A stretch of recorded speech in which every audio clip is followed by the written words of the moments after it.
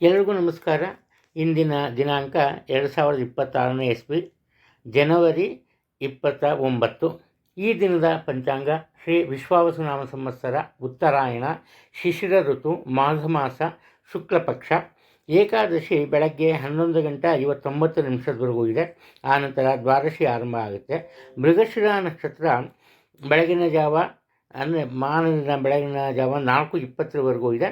ಆನಂತರ ಆರ್ಧ ನಕ್ಷತ್ರ ಆರಂಭ ಆಗುತ್ತೆ. ಇನ್ನು ಇಂದ್ರ ಯೋಗ ಮತ್ತು ಭದ್ರ ಕರ್ಣ ಇದೆ. ಇವತ್ತು ಗುರುವಾರ, ಏಕಾದಶಿ, ನಕ್ಷತ್ರನೂ ಚೆನ್ನಾಗಿದೆ, ಯೋಗ ಎಲ್ಲ ರೀತಿಯೂ ಒಳ್ಳೆಯದು. ಒಟ್ಟಾರೆ ಈ ದಿನ ಯಾವುದಾದರೂ ಹೊಸ ಕೆಲಸ ಕಾರ್ಯಗಳನ್ನು ಆರಂಭ ಮಾಡ್ಬೋದು.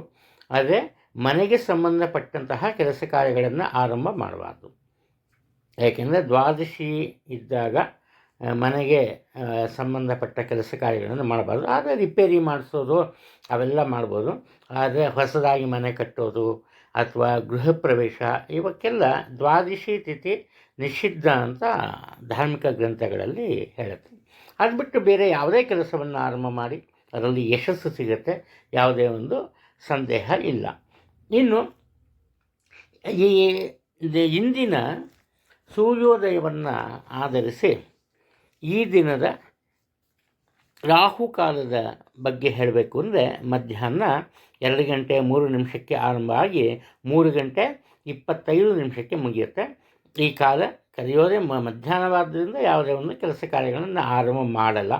ಇನ್ನು ಯಮಗಂಡ ಕಾಲ ಬೆಳಗ್ಗೆ 6:49 8:15 ಇದೆ. ಈ ವೇಳೆಯಲ್ಲಿ ಮನೆಯಿಂದ ಹೊರಗೆ ಪ್ರಯಾಣವನ್ನು ಮಾಡಬಾರ್ದು. ಹಾಗೆಯೇ ಹೊಸ ವಾಹನವನ್ನು ಕೊಳ್ಳಬಾರ್ದು.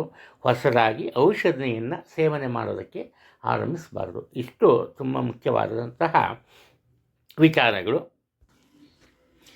ಈ ದಿನದ ಬ್ರಹ್ಮ ಮುಹೂರ್ತ ಈ ಬೆಳಗಿನ ಜಾವ 5:07 5:56 ಇರುತ್ತೆ. ಈ ಅವಧಿಯಲ್ಲಿ ಗುರುವಾರ ಆದ ಕಾರಣ ಗುರುಗಳಿಗೆ ಸಂಬಂಧಪಟ್ಟಂತಹ ಯಾವುದೇ ಶ್ಲೋಕಗಳು ಮಾಡೋದು, ಹೇಳ್ಕೊಂಬೋದು, ಪೂಜೆ ಇಂಥವನ್ನು ಹೇಳಿಕೊಂಡು ತುಂಬ ಒಳ್ಳೆಯದು. ಪೂಜೆ ಪುರಸ್ಕಾರ ಮಾಡೋದು. ಅಭಿಜಿತ್ ಮುಹೂರ್ತ ಮಧ್ಯಾಹ್ನ 12:10 12:56 ಇದೆ. ಗೋಧೂಳಿ ಮುಹೂರ್ತ ಸಂಜೆ 6:17 6:42 ಇರುತ್ತೆ. ಇಲ್ಲಿ ಆನಂತರ ಈ ಯಾವುದೇ ಕೆಲಸವನ್ನು ನಾವು 10:37 ಬೆಳಗ್ಗೆ 11:23 ಆ ಟೈಮಲ್ಲಿ ಮಾಡಬಾರ್ದು. ಇದನ್ನು ದುರ್ಮುಹೂರ್ತ ಅಂತ ಕರಿತೀವಿ. ಇಷ್ಟು ಈ ದಿನದ ವಿಚಾರ. ಇನ್ನು ಎಲ್ರಿಗೂ ಒಳ್ಳೆಯದಾಗಲಿ, ಒಳ್ಳೆಯದಾಗತ್ತೆ. ಎಲ್ಲಿವರೆಗೂ ನಾವು ಒಬ್ಬರಿಗೆ ಒಳ್ಳೆಯದನ್ನು ಕೊಡ್ತೀವೋ ಅಲ್ಲಿವರೆಗೂ ಆ ದೇವರು ಯಾವುದೋ ಒಂದು ರೂಪದಲ್ಲಿ ಬಂದು ನಮಗೆ ಖಂಡಿತ ಸಹಾಯವನ್ನು ಮಾಡ್ತಾನೆ. ಇನ್ನು ಈ ದಿನದ ರಾಶಿ ಭವಿಷ್ಯದ ಬಗ್ಗೆ ಸ್ವಲ್ಪ ಗಮನವನ್ನು ಹರಿಸೋಣ. ಮೇಷರಾಶಿಯಲ್ಲಿ ಜನಿಸಿರೋರಿಗೆ ದೈಹಿಕ ದೌರ್ಬಲ್ಯತೆ ಕಾಡುತ್ತೆ. ಈ ಕಾರಣದಿಂದ ಇವರ ಮನಸ್ಸಿನಲ್ಲಿ ಇದ್ದ ಒಂದು ಆತ್ಮವಿಶ್ವಾಸ ಹೊರಟೋಗುತ್ತೆ. ಇವರ ಆರೋಗ್ಯದ ಬಗ್ಗೆ ಹೆಚ್ಚಿನ ಗಮನ ಇರುತ್ತೆ, ಹೆಚ್ಚಿನ ಭಯ ಸಹ ಇರುತ್ತೆ. ಒಟ್ಟಾರೆ ಇವರು ಏನು ಮಾಡಬೇಕು, ಆತ್ಮವಿಶ್ವಾಸವನ್ನು ಬೆಳೆಸ್ಕೋಬೇಕು. ಅದು ಮುಖ್ಯವಾದಂತಹ ವಿಚಾರ. ಇನ್ನು ಕುಟುಂಬದ ಹಿರಿಯರ ಆರೋಗ್ಯದಲ್ಲಿ ಸ್ವಲ್ಪ ಏರುಪೇರು ಕಂಡುಬರುತ್ತೆ. ಒಂದು ಸಣ್ಣ ಪುಟ್ಟ ವಿಚಾರ ಆದರೂ ಸ್ವಲ್ಪ ಹೆಚ್ಚಿನ ಗಮನವನ್ನು ಕೊಡೋದು ತುಂಬ ಒಳ್ಳೆಯದು. ಮನೆಯಲ್ಲೇ ನಿಮಗೆ ಒಂದು ನೆಮ್ಮದಿಯ ವಾತಾವರಣ ಇರಲ್ಲ. ನಿಮ್ಮ ವಿಚಾರ ಅಲ್ಲದೆ ಅವರು ಯಾವುದೋ ಒಂದು ವಿಚಾರಕ್ಕೆ ಪರಸ್ಪರ ವಾದ ವಿವಾದ, ಬೇಸರ ಇಂಥವಿರುತ್ತೆ. ಈ ಒಂದು ಬೇಸರದ ಸನ್ನಿವೇಶದಿಂದ ಹೊರಕ್ಕೆ ಹೋಗಬೇಕಲ್ಲ. ಈ ಕಾರಣದಿಂದ ಏನು ಮಾಡ್ತೀರಿ ನೀವು, ಯಾವುದು ಒಂದು ದೂರದ ಸ್ಥಳದಲ್ಲಿರೋ ಧಾರ್ಮಿಕ ಕೇಂದ್ರಕ್ಕೆ ಭೇಟಿ ನೀಡ್ತೀರಿ. ಅಲ್ಲೋಗಿ ಅಲ್ಲಿಯ ಜನರ ಜೊತೆ ಬೆರೀತೀರಿ. ಇದರಿಂದ ನಿಮ್ಮ ಮನಸ್ಸಿಗೆ ಒಂದು ರೀತಿ ಸಂತಸ ಇರುತ್ತೆ. ಇನ್ನು ಹಣಕಾಸಿನ ವಿಚಾರಕ್ಕೆ ಬಂದಾಗ ಯಾವುದೇ ರೀತಿಯ ತೊಂದರೆ ಕಂಡು ಬರಲ್ಲ. ಸ್ವಲ್ಪ ಈ ಆತುರದ ಭಾವನೆ ಇರುತ್ತೆ, ಆತುರದ ಸ್ವಭಾವ ಇರುತ್ತೆ ಹಣಕಾಸಿನ ವಿಚಾರದಲ್ಲಿ. ಅದು ಹೇಗೆ ಅಂದರೆ ಬೇಗ ಹಣವನ್ನು ಗಳಿಸ್ಬಿಡ್ಬೇಕು ಅಂತ. ಅದೇನೇ ಇದ್ರೂ ತಪ್ಪು ಹಾದಿಯಲ್ಲಿ ನಡೆಯಲ್ಲ, ತಪ್ಪು ನಿರ್ಧಾರಗಳನ್ನು ನೀವು ತಗೊಂಬಲ್ಲ. ಇದು ಇನ್ನು ಮನೆತನಕ್ಕೆ ಸಂಬಂಧಪಟ್ಟಂತಹ ಒಂದು ಚಿಕ್ಕ ವಿಸ್ತೀರ್ಣದ ಆಸ್ತಿ ನಿಮ್ಮ ಪಾಲು ಸೇರುತ್ತೆ. ಇನ್ನು ನಿಮ್ಮ ಆತ್ಮೀಯರೊಬ್ಬರಿಗೆ ಶತಾಯುಗತಾಯ ಪ್ರಯತ್ನಪಟ್ಟು ಅವರನ್ನು ಕಷ್ಟದಿಂದ ರಕ್ಷಿಸ್ತೀರಿ. ಅದು ಹೇಗಪ್ಪ ಅಂದರೆ ಹಣಕಾಸಿನ ವಿಚಾರದಲ್ಲಿ.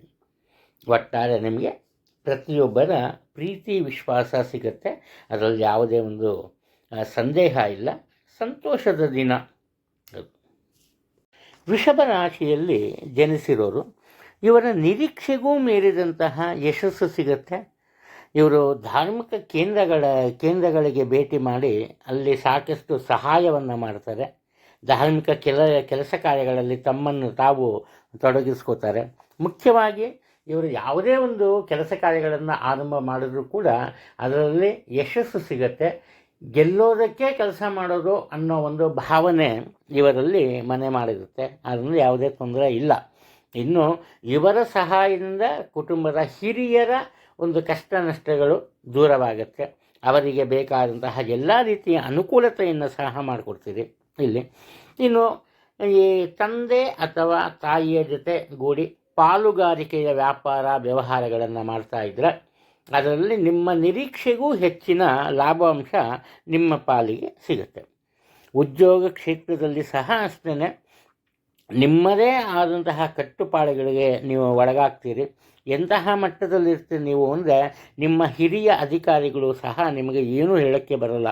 ನಿಮ್ಮ ಪಾಡಿಗೆ ನೀವು ಕೆಲಸ ಮಾಡ್ಕೊಂಡು ಹೋಗ್ತೀರಿ ಅನ್ನೋ ಒಂದು ಭರವಸೆ ಅವರಲ್ಲಿ ಬಂದಿರುತ್ತೆ. ಇನ್ನು ಸಮಾಜದಲ್ಲಿ ಸಹ ನಿಮಗೆ ಉತ್ತಮವಾದಂತಹ ಗೌರವ ಮತ್ತು ಸ್ಥಾನಮಾನಗಳು ಸಿಗುತ್ತೆ. ವಯಸ್ಸು ಚಿಕ್ಕದಾದರೂ ಸರಿಯೇ ನಿಮಗೆ ನಾಯಕತ್ವದ ಗುಣ ಬೆಳೆಯುತ್ತೆ. 10 ಜನರಿಗೆ ಸಹಾಯ ಮಾಡಬೇಕು, ಕಷ್ಟದಲ್ಲಿದ್ದವ್ರನ್ನ ಜೀವನದಲ್ಲಿ ಮುಂದೆ ಬರುವಂತೆ ಮಾಡಬೇಕು, ಇಂತಹ ಒಂದು ಒಳ್ಳೆಯ ಭಾವನೆಗಳು ಯೋಚನೆಗಳಿರುತ್ತೆ. ಈ ಕಾರಣದಿಂದ ರಾಜಕೀಯ ಕ್ಷೇತ್ರದಲ್ಲಿದ್ದವ್ರಿಗೂ ತುಂಬ ಒಳ್ಳೆಯ ದಿನ ಇದು ಆಗುತ್ತೆ. ಅಕ್ಕ ತಂಗಿಯರ ಜೊತೆಯಲ್ಲಿ ವಿಶೇಷವಾದಂತಹ ಪ್ರೀತಿ ವಿಶ್ವಾಸ ಇರುತ್ತೆ. ಈ ಕಾರಣದಿಂದ ಕುಟುಂಬದ ಸಂತಸ ಅದರ ಬಹುಪಾಲು ನಿಮಗೆ ಸಿಗುತ್ತೆ. ಆತಂಕದ ಸಮಯದಲ್ಲಿ ನಿಮ್ಮ ಆತ್ಮೀಯರ ಸಹಾಯ ಸಹಕಾರ ಸಿಗುತ್ತೆ, ತೊಂದರೆ ಇಲ್ಲ. ಮಿಥುನ ರಾಶಿಯಲ್ಲಿ ಹುಟ್ಟಿರೋರು, ಅದರಲ್ಲೂ ಮುಖ್ಯವಾಗಿ ಮನೆತನದ ಮುಖ್ಯಸ್ಥರು. ಅಂದರೆ ನಿಮ್ಮ ಮನೆತನದಲ್ಲಿ ನೀವೇ ಏನಾದರೂ ವಯಸ್ಸಿನಲ್ಲಿ ಹಿರಿಯರಾಗಿದ್ದರೆ ಅಥವಾ ನೀವೇ ಮನೆತನದ ಹೆಚ್ಚಿನ ಜವಾಬ್ದಾರಿಯನ್ನು ವಹಿಸಿಕೊಂಡಿದ್ದರೆ ಏನಪ್ಪ ಆಗುತ್ತೆ ಅಂದರೆ ನಿಮಗೆ ವಿಶೇಷವಾದಂತಹ ಗೌರವ ಆದರಗಳು ಸಿಗುತ್ತೆ. ನಿಮ್ಮ ಒಳ್ಳೆಯತನಕ್ಕೆ ಕೇವಲ ಕುಟುಂಬದವರು ಮಾತ್ರ ಅಲ್ಲ, ನೆರೆಹೊರೆಯವರು ಸಹ ಪ್ರಶಂಸೆಯನ್ನು ವ್ಯಕ್ತಪಡಿಸ್ತಾರೆ. ಸಾಮಾಜಿಕ ಕಳಕಳಿ ಇರುತ್ತೆ. ಆದ್ದರಿಂದ ಸಂಘ ಸಂಸ್ಥೆಗಳನ್ನು ಸ್ಥಾಪನೆ ಮಾಡ್ತೀರಿ. ಇಲ್ಲದೆ ಹೋದರೆ ಒಂದು ಖ್ಯಾತ ಸಂಘ ಸಂಸ್ಥೆಯ ಒಡೆತನ ನಿಮಗೆ ಆಗುತ್ತೆ. ಅದರ ನೇತೃತ್ವವನ್ನು ನೀವು ವಹಿಸ್ಕೋತೀರಿ. ನಿಮ್ಮ ತಂದೆಯವರ ಮಾರ್ಗದರ್ಶನ ನಿಮಗೆ ಸಿಗುತ್ತೆ. ಯಾವುದೇ ಒಂದು ಕೆಲಸ ಕಾರ್ಯಕ್ಕೆ ಕೈ ಹಾಕಿದರೂ ಕೂಡ ಆತುರ ಪಡಲ್ಲ. ನೀವು ಯಾವುದೇ ಒಂದು ಏನೇ ಹೇಳಿದ್ರು ಕೂಡ ಅದನ್ನು ನಡೆಸ್ಕೊಂಡು ಹೋಗೋ ಒಂದು ಒಳ್ಳೆಯತನ ತೋರಿಸ್ತೀರಿ. ಆದ್ದರಿಂದ ನಿಮ್ಮ ತಂದೆಯವರು ಪ್ರತಿಯೊಂದು ವಿಚಾರದಲ್ಲಿಯೂ ನಿಮಗೆ ಸಹಕಾರವನ್ನು ನೀಡ್ತಾರೆ. ಇನ್ನು ಉದ್ಯೋಗ ಕ್ಷೇತ್ರದಲ್ಲಿ ಒಂದು ವೇಳೆ ನೀವೇನಾದರೂ ಅಧಿಕಾರಿಗಳಾಗಿದ್ದಲ್ಲಿ ನಿಮ್ಮ ಅಧಿಕಾರದ ಅಡಿಯಲ್ಲಿ ಕೆಲಸ ಮಾಡೋ ಪ್ರತಿಯೊಬ್ಬರಿಗೂ ಸಹ ಸಮಾನ ಪ್ರೀತಿ ವಿಶ್ವಾಸವನ್ನು ತೋರ್ತೀರಿ. ಈ ಕಾರಣದಿಂದ ನಿಮಗೆ ಉನ್ನತ ಮಟ್ಟದ ಸ್ಥಾನಮಾನ ಸಿಗುತ್ತೆ. ನಿಮ್ಮೆಲ್ಲ ಈ ಕಾರ್ಯ ಚಟುವಟಿಕೆಯ ಮಧ್ಯೆ ಸಹ ನಿಮ್ಮ ಮಕ್ಕಳನ್ನು ಪ್ರೀತಿ ವಿಶ್ವಾಸದಿಂದ ಕಂಡು ಅವರ ಸಂಪೂರ್ಣ ಜವಾಬ್ದಾರಿಯನ್ನು ನೀವೇ ತಗೋತೀರಿ. ಹೊಸದಾಗಿ ಭೂಮಿ ಅಥವಾ ಮನೆಯನ್ನು ಖರೀದಿ ಮಾಡಬೇಕು ಅನ್ನೋ ಮನಸ್ಸಿದ್ದಲ್ಲಿ, ಯೋಜನೆ ಇದ್ದಲ್ಲಿ ಅದರ ಆರಂಭ ಈ ದಿನದಿಂದ ಆಗುವಂತಹ ಸಾಧ್ಯತೆ ಇದೆ. ನೀವು ಮಾಡದ ತಪ್ಪನ್ನು ಒಪ್ಕೊಂಬಲ್ಲ, ಸ್ವಾಭಿಮಾನಿಗಳು. ನೀವು ಮಾಡದ ತಪ್ಪನ್ನು ಯಾರು ಹೇಳಿದರೆ ಮಾತ್ರ ನೀವು ಎಷ್ಟೇ ಶಾಂತಚಿತ್ತರಾಗಿದ್ದರೂ ಕೂಡ ಆ ಶಾಂತಿಯನ್ನು ಮರೆತು ಎಲ್ಲರೊಂದಿಗೆ ವಾದ ವಿವಾದದಲ್ಲಿ ತೊಡಗ್ತೀರಿ. ಕಟಕ ರಾಶಿಯಲ್ಲಿ ಜನಿಸಿರೋರು, ಮುಖ್ಯವಾಗಿ ಈ ಸ್ತ್ರೀಯರು ಈ ದಿನ ಸುಖ ಸಂತೋಷದಿಂದ ಬಾಳ್ತಾರೆ. ಮನಸ್ಸಿನಲ್ಲಿದ್ದ ಅನಾವಶ್ಯಕವಾದಂತಹ ನೋವಿರ್ಬೋದು, ಆತಂಕದ ಪರಿಸ್ಥಿತಿ ಇರ್ಬೋದು, ಇವೆಲ್ಲ ದೂರವಾಗುತ್ತೆ. ಎಲ್ಲರೊಂದಿಗೆ ಪ್ರೀತಿ ವಿಶ್ವಾಸವನ್ನು ಹಂಚಿಕೊಂಡು ಬಾಳ್ತೀವಿ. ನಿಮ್ಮ ಹೆಸರಿನಲ್ಲಿರೋ ಒಂದು ಈ ಭೂಮಿಯನ್ನು ಮಾರಾಟ ಮಾಡ್ತೀರಿ. ಮಾರಾಟ ಮಾಡಿ ಬೇರೆ ಕಡೆ ಒಂದು ಸ್ವಂತ ಮನೆಯನ್ನು ತಗೊಬೋದು, ಅಥವಾ ಒಂದು ಒಳ್ಳೆಯ ಈ 4 ವೀಲರ್ ಕಾರು ಅದನ್ನು ತಗೊಬೋದು. ಆ ಕೆಲಸಕ್ಕೆ ನೀವು ಕೈಯನ್ನು ಹಾಕ್ತೀರಿ. ಇದರಲ್ಲಿ ಯಶಸ್ಸನ್ನು ಸಹ ಕಾಣ್ತೀರಿ.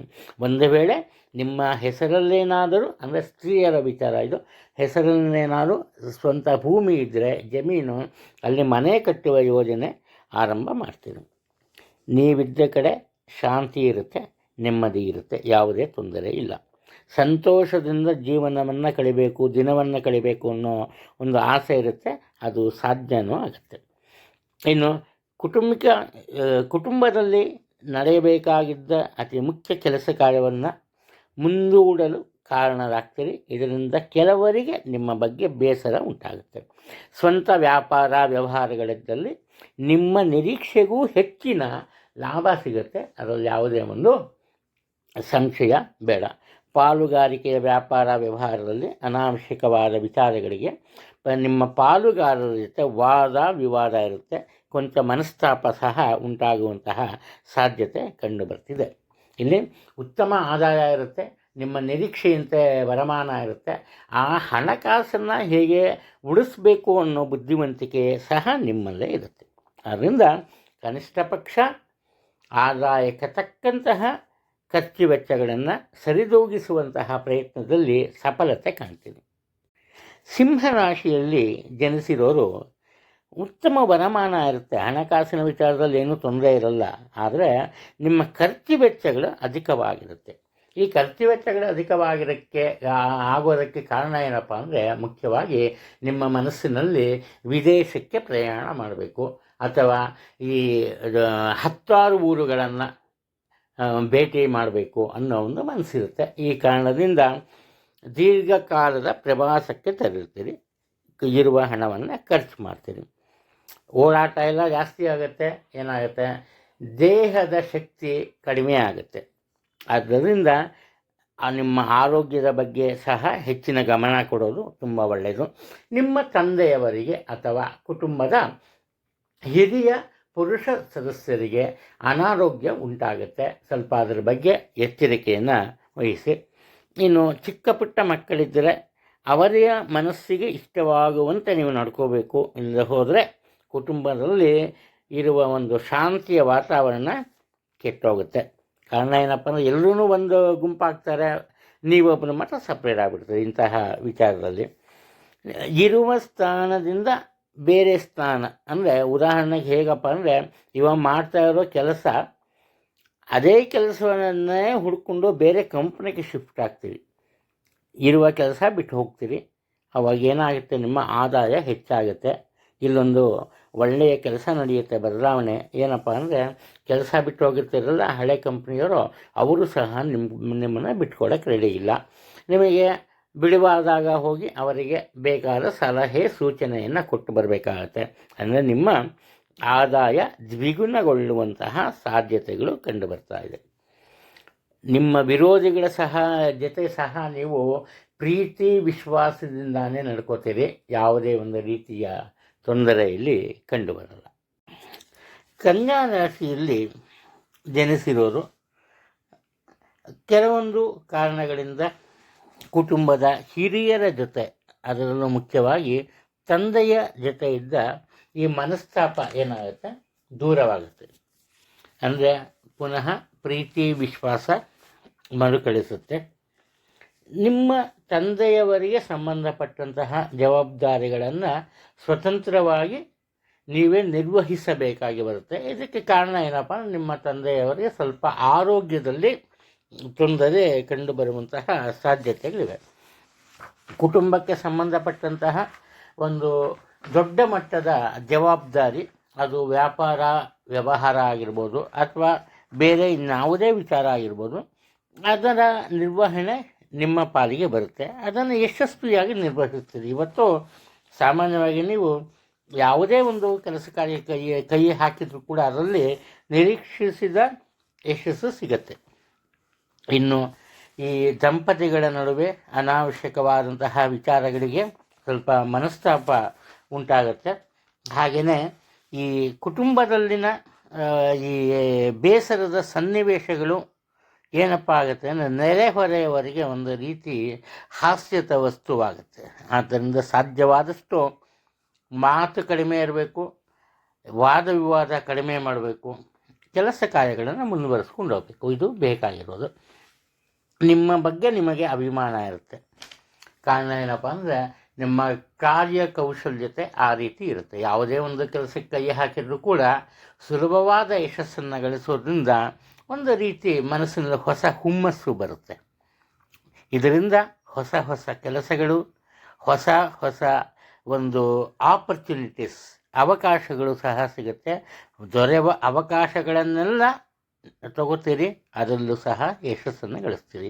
ಒಟ್ಟಾರೆ ಈ ದಿನ ನಿಮಗೆ ವಿಶಿಷ್ಟವಾದಂತಹ ದಿನವಾಗಿ ಪರಿವರ್ತನೆಗೊಳ್ಳುತ್ತೆ, ಸಂಶಯ ಬೇಡ.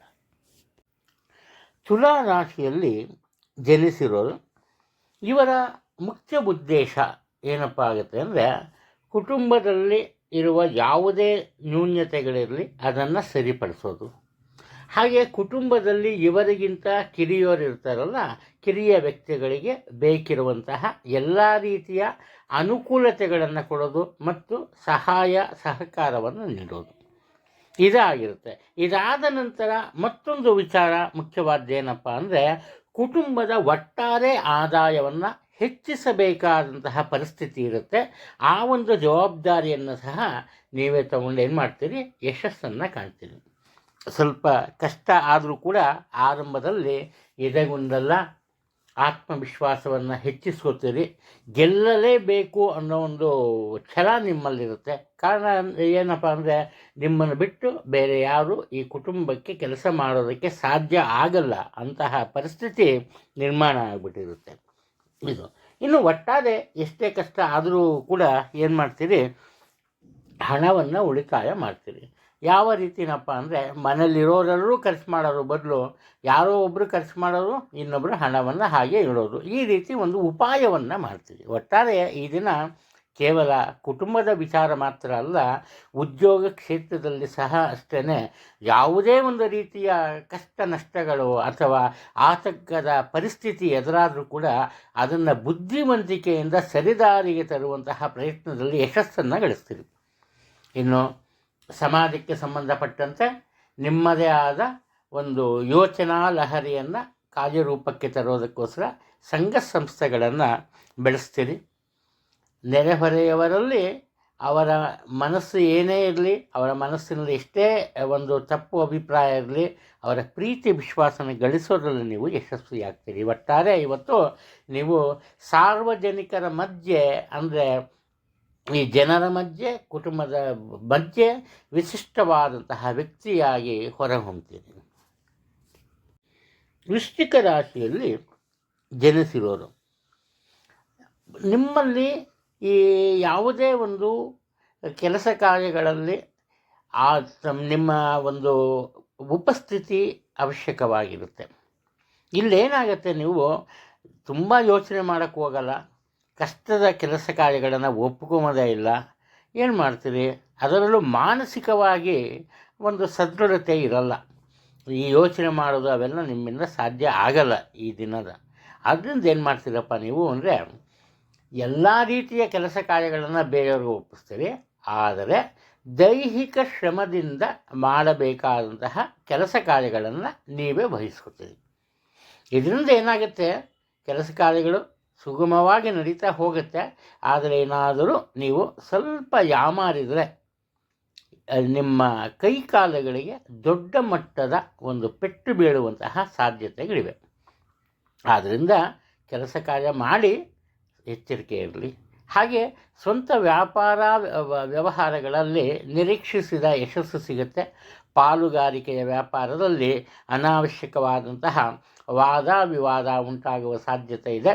ಇದರಿಂದ ಪಾಲುಗಾರರನ್ನು ಬದಲಾವಣೆ ಮಾಡುವಂತಹ ಸಾಧ್ಯತೆಗಳು ಕಂಡುಬರ್ತಿದೆ. ಒಂದು ವೇಳೆ ನಿಮಗೆ ಈ ಸ್ಟಾಕ್ ಮತ್ತು ಶೇರ್ನ ಒಂದು ವ್ಯಾಪಾರ ವ್ಯವಹಾರದಲ್ಲಿ ಉತ್ತಮ ಬುದ್ಧಿವಂತಿಕೆ, ಉತ್ತಮ ವಿದ್ಯಾರ್ಹತೆ ಇದ್ದರೆ ಉತ್ತಮ ಉದ್ಯೋಗಾವಕಾಶ ಸಿಗುತ್ತೆ, ಅದು ದೊಡ್ಡ ಕಂಪನಿಯಲ್ಲಿ. ಇದನ್ನು ದೊರೆವ ಅವಕಾಶವನ್ನು ಉಚಿತವಾಗಿ ಸರಿಯಾದ ರೀತಿಯಲ್ಲಿ ಬಳಸ್ಕೊಂಡ್ರೆ ನಿಮ್ಮ ಜೀವನದಲ್ಲಿ ಬಹುದೊಡ್ಡ ಬದಲಾವಣೆ ಕಾಣುವ ದಿನ ಇವತ್ತು ಆಗಲಿದೆ. ಮಕ್ಕಳ ಆರೋಗ್ಯದ ಬಗ್ಗೆ ಮಾತ್ರ ಸ್ವಲ್ಪ ಹೆಚ್ಚಿನ ಗಮನ ನೀಡಿ. ಯಾವ ರೀತಿ ಏನಪ್ಪ ಅಂದರೆ ತಿನ್ನುವ ಆಹಾರದ ಮೂಲಕ ಅವರಿಗೆ ಆರೋಗ್ಯ ಕೆಡುವ ಒಂದು ಸಂಭವನೀಯತೆ ಹೆಚ್ಚಾಗಿ ಕಂಡುಬರ್ತಾ ಇದೆ. ಧನುರಾಶಿಗೆ ಸಂಬಂಧಪಟ್ಟಂತೆ ಒಂದು ವಿಶೇಷವಾದ ವಿಚಾರ ಏನಪ್ಪ ಅಂದರೆ, ಯಾವುದೇ ಹಿಂಜರಿಕೆ ಇರಲ್ಲ ಅಥವಾ ಆತ್ಮವಿಶ್ವಾಸ ಇರುತ್ತೆ, ಅತಿಯಾದ ಆತ್ಮಾಭಿಮಾನ ಇರಲ್ಲ. ಯಾವ ವಿಚಾರದಲ್ಲಿ ಅಂದರೆ, ಇವರಿಗೆ ತಿಳಿಯದ ವಿಚಾರವನ್ನು ತಮ್ಮ ಕಿರಿ ವಯಸ್ಸಿನವರ ಜೊತೆಗೂಡಿ ಅಥವಾ ಅವರಿಂದ ತಿಳಿದು ಮುಂದುವರಿಯೋದು. ಇವರು ಒಟ್ಟಾರೆ ಇವರ ದೃಷ್ಟಿಕೋನ ಒಂದೇ, ಇವರ ಗುರಿ ಒಂದೇ, ತಮ್ಮ ಕೆಲಸ ಕಾರ್ಯಗಳಲ್ಲಿ ಅಪಜಯ ಇರಬಾರ್ದು. ಹೀಗೇನೆ ಪ್ರತಿಯೊಂದು ವಿಚಾರದಲ್ಲೂ ಎಲ್ಲರ ಪ್ರೀತಿ ವಿಶ್ವಾಸವನ್ನು ಗೆದ್ದು ಮುಂದುವರಿತಾರೆ, ತೊಂದರೆ ಇರಲ್ಲ. ಕುಟುಂಬದಲ್ಲಂತೂ ಇವರಿಲ್ಲದೆ ಯಾವುದೇ ಒಂದು ಕೆಲಸ ಕಾರ್ಯಗಳು ಆಗಲ್ಲ ಅನ್ನೋ ಮಟ್ಟಕ್ಕೆ ಹೋಗುತ್ತಾರೆ.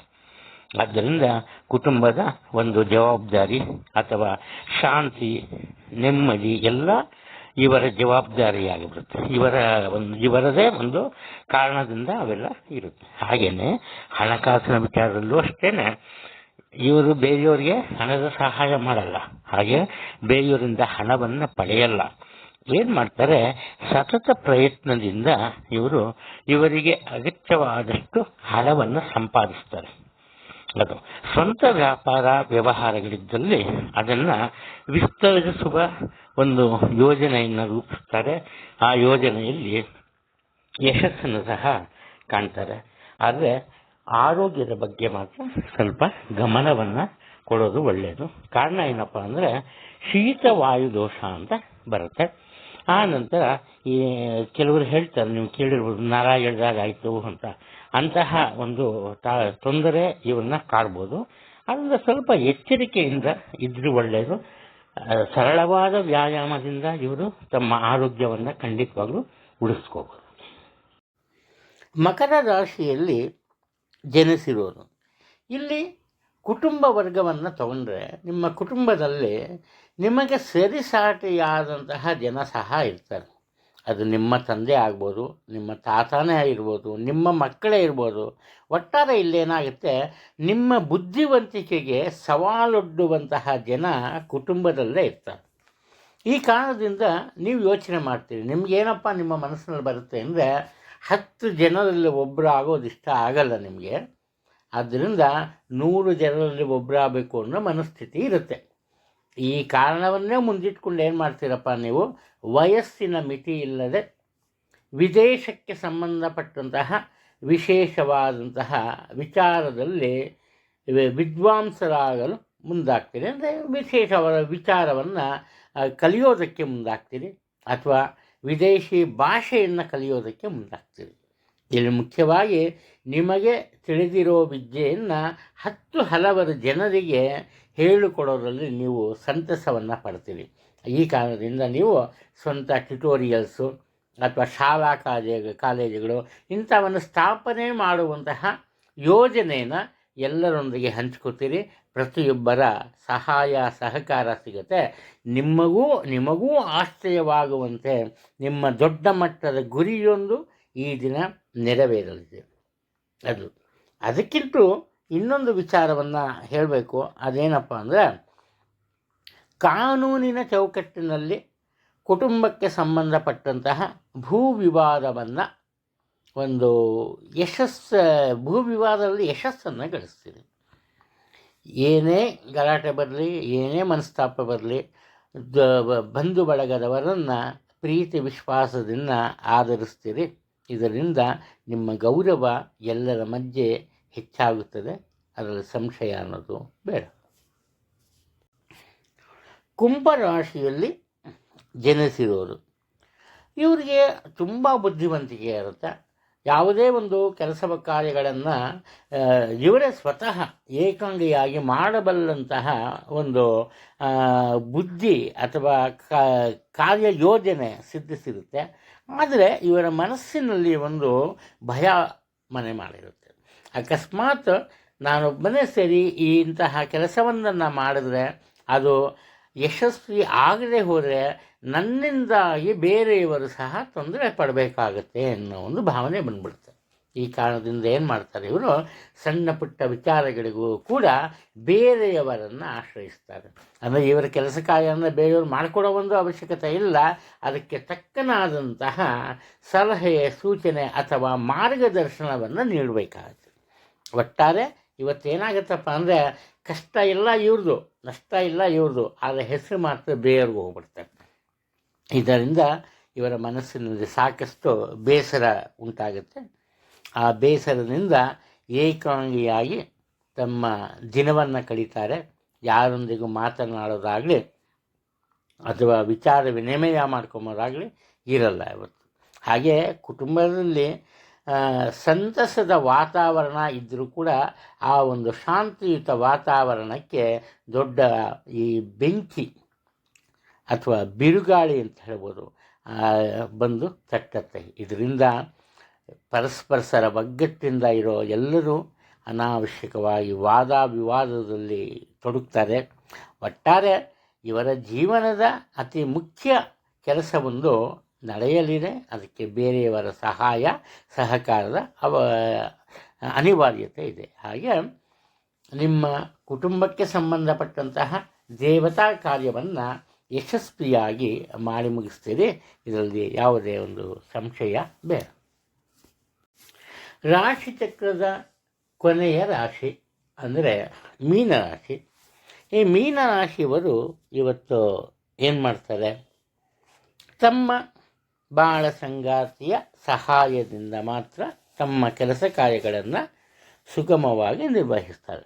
ಮನಸ್ಸಿನಲ್ಲಿ ಒಂದು ರೀತಿ ಭಯ ಇರುತ್ತೆ, ಒಂದು ಸ್ಥಿರವಾದ ಮನಸ್ಸಿರಲ್ಲ, ತೆಗೆದುಕೊಂಡ ತೀರ್ಮಾನಗಳಿಗೆ ಬದ್ಧರಾಗಲ್ಲ. ಹಾಗೆಯೇ ಮತ್ತೊಂದು ಲೋಪ ಏನಪ್ಪ ಅಂದರೆ, ಇವರು ಸುಲಭವಾಗಿ ಬೇರೆಯವರನ್ನು ನಂಬಲ್ಲ. ಅಣ್ಣ ಆಗ್ಬೋದು, ತಂಗಿ ಆಗ್ಬೋದು, ತಂದೆ ತಾಯಿ ಆಗ್ಬೋದು, ಯಾರೂ ನಂಬಲ್ಲ.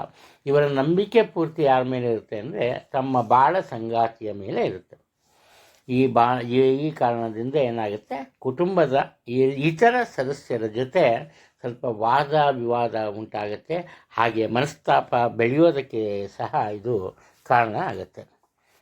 ಇನ್ನು ಕೌಟುಂಬಿಕ ಜೀವನದಲ್ಲಿ ಅದಕ್ಕಿಂತ ಹೆಚ್ಚಾಗಿ ದಾಂಪತ್ಯ ಜೀವನದಲ್ಲಿ ಒಂದು ಒಳ್ಳೆಯ ಬೆಳವಣಿಗೆ ಕಂಡುಬರುತ್ತೆ. ಅದೇನಪ್ಪ ಅಂದರೆ, ಪರಸ್ಪರ ಇದ್ದ ಆ ಒಂದು ಮನಸ್ತಾಪ ದೂರವಾಗುತ್ತೆ. ಮತ್ತೊಮ್ಮೆ ಪ್ರೀತಿ ವಿಶ್ವಾಸ ದಂಪತಿಗಳ ನಡುವೆ ಹೆಚ್ಚುತ್ತಾ ಹೋಗುತ್ತೆ. ಅವಿವಾಹಿತರಿಗೆ ದೂರದ ಸಂಬಂಧಿಕರ ಸಹಾಯದಿಂದ ವಿವಾಹ ನಿಶ್ಚಯವಾಗುತ್ತೆ. ಆ ವಿವಾಹದಲ್ಲಿ ಆರಂಭದಲ್ಲಿ ತೊಡಕುಗಳು ಕಂಡು ಬಂದರೂ ಕೂಡ ಆ ನಂತರ ಸರಿದಾರಿಗೆ ಬರುತ್ತೆ, ತೊಂದರೆ ಏನೂ ಇಲ್ಲ. ಇನ್ನು ಗರ್ಭಿಣಿ ಸ್ತ್ರೀಯರಿದ್ದರೆ ಸ್ವಲ್ಪ ಎಚ್ಚರಿಕೆಯನ್ನು ವಹಿಸಬೇಕು. ಕಾರಣ ಏನಪ್ಪ ಅಂದರೆ, ಸ್ವಲ್ಪ ಪೆಟ್ಟಾಗಿ ತೊಂದರೆಯಾಗುವಂತಹ ಸಾಧ್ಯತೆಗಳು ಕಂಡುಬರ್ತಿದೆ, ಎಚ್ಚರಿಕೆ ಇರಲಿ. ವೃತ್ತಿಯಿಂದ ನಿಮ್ಮನ್ನು ಯಾರೂ ಗೆಲ್ಲಕ್ಕಾಗಲ್ಲ, ಹಾಗೆ ಹಠದಿಂದ ಯಾರೂ ಗೆಲ್ಲಕ್ಕಾಗಲ್ಲ. ಪ್ರೀತಿ ವಿಶ್ವಾಸದಿಂದ ಮಾತ್ರ ನಿಮ್ಮನ್ನು ಗೆಲ್ಬೋದು.